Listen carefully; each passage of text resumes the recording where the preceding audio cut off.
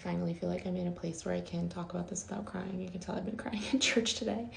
I've known Erika Kirk. Like, I've been following her since before I even knew who Charlie Kirk was, before they even like met. And I've just been feeling like this incredible grief, obviously for his loss, but for her, because she was obsessed with him. You could tell, like, every video you saw of her, she smiled at him while he was talking. Like, just the way she even looked at him, she was like just beside herself in love, which is really had always really inspired me. And when she made her speech, like, I personally was not surprised that she was able to do that so quickly. I was kind of expecting it, just knowing the type of woman she is. But my pastor today spoke about everything that happened last week, and he read a verse, and it kind of like clicked for me. So if you watch her speech, it's impossible not to look at that and be like, how on earth is that human able to speak with the amount of grief she must be going through? Like, I just can't even fathom it. And this verse is like who she is in a nutshell. It's Matthew 7:24-27. It basically says, rain came down, the streams rose, and the winds blew and beat against the house, yet it did not fall, because it had its foundation on the rock. And that is Erika Kirk in a nutshell.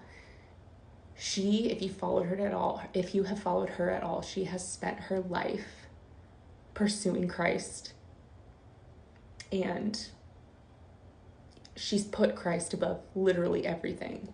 And you can see it. Like, you can see it when you look at her. And I watched her live speech, and I remember I texted my family and I was like, man, like, how can you watch that and not feel like I could do so much more? Like, look at how strong that woman is. Like, I have more strength than me. And I found it, honestly, obviously, it was very hard to watch, but it was so inspiring. And I just can't stop thinking about how, like, those are the kind of women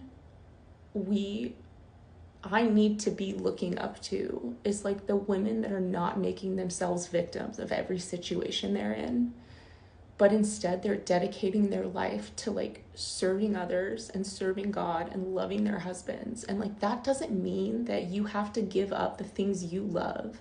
That doesn't mean that you as a woman don't matter, that your needs don't matter. But there's something so incredible about watching a woman in what you could consider the most difficult, like devastating grief she will ever go through, aside from like losing a child. Watching her address a country that killed her husband, like, and on top of that, being able to make it through that speech, but also not making herself a victim of the situation. Instead, she's like, let's get to work.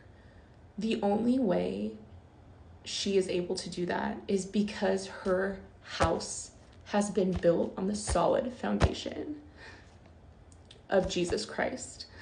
And I pray that, my house is not that solid.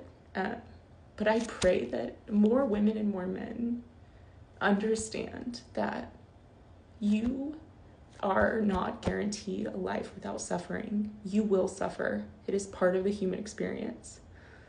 But how you get through it will rely solely on the hope you have, and that hope, you can only have hope if you know Christ. Unless you hope in yourself, and like, you're always going to let yourself down. You're either hoping in yourself or you're hoping in other people, and either way you're going to be let down over and over. So if you haven't watched her speech yet, I hope that you do. It's hard to get through, but get through it. Like, be tough. We can all be more tough, I think. We can all be tough, and we can all love better. Anyway, just my thoughts.